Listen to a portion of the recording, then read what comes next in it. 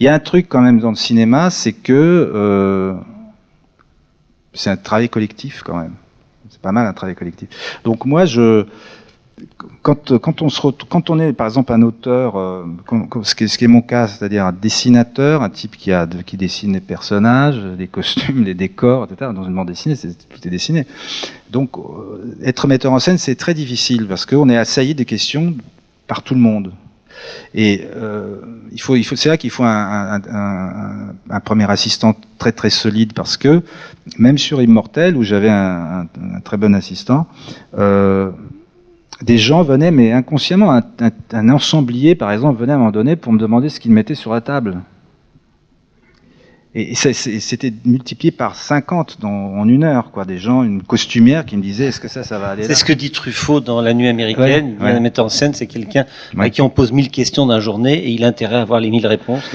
Oui, mais c'est épuisant, ça, effectivement. Mais donc moi, c'était démultiplié sur tout, sur la 3D, sur les décors.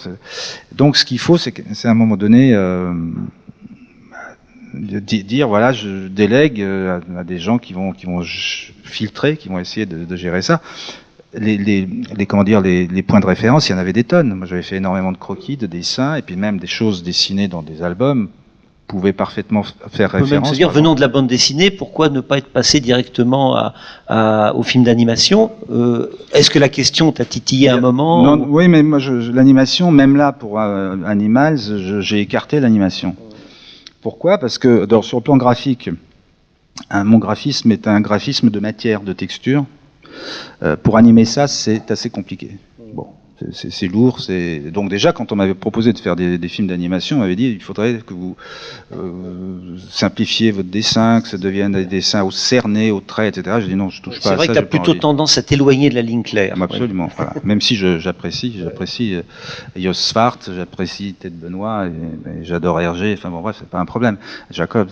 Mais donc j'ai écarté ça parce que ça me parlait pas vraiment. J'avais l'impression qu'il faudrait. En plus, mon dessin est assez réaliste, donc si l'animation n'est pas parfaite, c'est bancal. Ce que j'ai voulu privilégier, c'est d'ailleurs souvent le fond. Hein. C'est pas que la forme, hein, c'est le fond. Mais c'est l'écriture. Je travaille beaucoup de l'écriture. C'est quelque chose, par exemple, mes 2 derniers bouquins, c'est vraiment, j'ai travaillé énormément l'écriture. C'est une musique, c'est quelque chose de très précis, comme dans un film, un dialogue. Il faut que ça soit placé pile poil, que ce soit voilà, quelque chose de. En Yougoslavie, je connaissais un peu la bande dessinée par les comics américains, mais c'était des tout petits extraits, des petites choses comme ça. Et là, j'arrive dans un pays où la langue, la francophonie, produit une véritable industrie, entre guillemets, de bandes dessinées, de l'école belge, etc. Donc ça, c'est des choses qui m'ont amené avec le français, je pense que ça m'a aidé à développer l'aspect imaginaire. Et donc les premiers textes qui m'ont vraiment marqué, qui m'ont bluffé littéralement, c'était par exemple Baudelaire. C'est quelque chose c'est pour ça que je lui rends hommage dans la trilogie. Et Baudelaire, bon bah j'ai été sensible à ce côté un peu comment dire, un peu presque pervers dans la langue. Pour moi, c'était pervers parce que j'apprenais des mots que je connaissais pas. J'allais voir ce que ça voulait dire. Enfin, il y avait quelque chose d'un peu décalé dans son rapport, dans ses visions. Et puis ensuite, tout naturellement, j'ai découvert toute la littérature fantastique de Jules Verne, évidemment, d'abord. Et puis ensuite, les anglo-saxons, enfin, Ray Bradbury, enfin, Philip K. Dick et beaucoup d'autres. Donc ça, je pense, c'est quelque chose aussi qui a joué parce que le réel, alors je pense que c'est intéressant, on peut parler de ça, parce que le cinéma français, par exemple, est un cinéma du réel.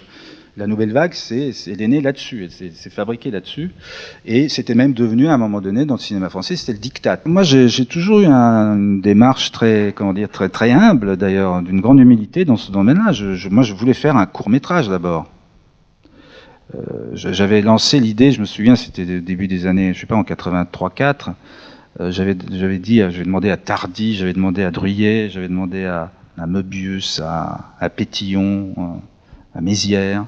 Je leur avais dit, mais si on faisait un film à sketch, parce que moi j'avais envie de faire un court-métrage. Et j'ai fini par les convaincre. Je leur dis, voilà, il y a un producteur qui était intéressé, et je leur dis, voilà, chacun va écrire son petit 15 minutes, voilà, on va voir comment ensuite on relie tout ça. On se donne 3 mois pour faire ça, et puis au bout de 3 mois, je me pointe, je suis le seul à avoir écrit un truc. Donc finalement, je dis, attendez, vous voulez le faire ou pas? Et puis finalement, bon, je me suis retrouvé seul avec ça, et c'est un agent qui m'a contacté, le hasard pur et absolu, comme ça, qui me dit, voilà, je pense que vous devriez faire un film, enfin bon, je connais votre travail, vos albums et tout. Je vais vous présenter un producteur, et puis voilà, c'est comme ça que j'ai rencontré Maurice Bernard. Et je lui ai dit, écoutez, j'ai un court-métrage, et Maurice Bernard m'a dit, mais moi ça ne m'intéresse pas le court-métrage, ça va me coûter cher et personne ne verra le film. Donc, proposez-moi un long. Et c'est comme ça que le court-métrage qui s'appelait Bunker Palace Hotel, donc original, donc c'est pour ça qu'il n'est pas adapté, est devenu le long-métrage. Il faut penser la matière de manière indépendante. Mais en même temps, un auteur de bande dessinée, parce que moi j'ai cette double casquette, quand je me mets à imaginer un album, je déroule des images, et je le déroule un peu comme un film. La seule différence, c'est que je sais que l'image sera fixe, et je sais pertinemment qu'il faut que le choix soit très très très très précis pour que le lecteur puisse comprendre le sens d'une séquence, par exemple. Parce que tu vas pas faire 24 dessins. Exactement. Donc, et c'est pour ça que d'ailleurs, depuis que je fais du cinéma, je fais des albums qui sont beaucoup plus littéraires et qui sont beaucoup moins découpés. Ils sont beaucoup moins découpés qu'avant.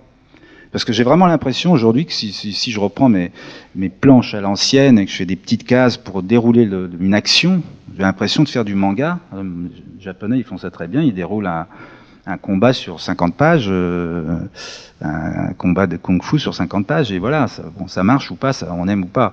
Mais donc moi, le cinéma me donne ce sentiment d'utiliser le mouvement, la durée du mouvement, et donc je change dans ma façon de d'écrire mes livres maintenant. Mais en tout cas, donc voilà, je pense qu'il faut rêver, il faut imaginer, que ce soit pour la bande dessinée ou pour le cinéma, il faut rêver avec les outils qu'on va utiliser. Donc la caméra, il faut l'avoir dans l'œil, et on sait qu'il y a le temps, il y a le rythme, il y a la respiration. C'est marrant parce il se crée des liens avec les personnages qu'on crée. Hein. C'est assez naturel, mais c'est assez mystérieux en même temps. Donc on vit avec eux, on les connaît. On les connaît en fait. On les connaît plus que ce qu'on en a dit, ou ce qu'on a décrit, ou ce qu'on a montré d'eux. J'ai l'impression qu'on les connaît beaucoup plus. Et d'ailleurs, moi, j'ai besoin de ça, en fait. En ce moment, je suis dans une période où je peins. Je prépare une grande exposition avec des grands formats. Et je me suis rendu compte qu'il me manquait quelque chose. Alors, il me manquait quoi? Mais ce qui me manque, c'est ou un film à construire, puisque là, le scénario, il est fait, donc je n'attends plus que de pouvoir développer le truc, soit ou un album. J'ai pas commencé d'album, et donc je suis en manque de cette colonne, comme une colonne vertébrale, parce que qu'est-ce que c'est qu'un album, par exemple, commencer? C'est on va quelque part. On sait qu'on en a pour un an et demi à pousser comme ça, à dérouler une histoire. On a des personnages, on commence à penser pour eux, à penser avec eux, etc. Et du coup, ça donne une énergie. Et là, je suis dans cette phase où l'album, je l'ai pas commencé, le film n'est pas commencé non plus. Et donc, je suis dans la peinture, qui est un autre rapport, alors, où on est dans un geste plus énergique, on est dans quelque chose de jeté, quelque chose de plus fulgurant, bon, bref. Mais en même temps, qui ne remplit pas. Parce que voilà, quand la chose sort, quand on obtient une couleur ou un effet ou un geste qui passe bien, c'est satisfaisant sur le moment, mais après on se retrouve comme un con, parce que voilà, il faut reprendre après le pinceau pour aller ailleurs. Et donc voilà, c'est pour dire que les personnages, moi j'en ai déjà un certain nombre dans mon disque dur, quoi, ceux avec Christin, ceux avec ce que j'ai fait seul, ils sont là, et voilà, ça fait partie de ma vie, quoi. Voilà. Bon, merci. Hein. Merci à vous. Merci à vous.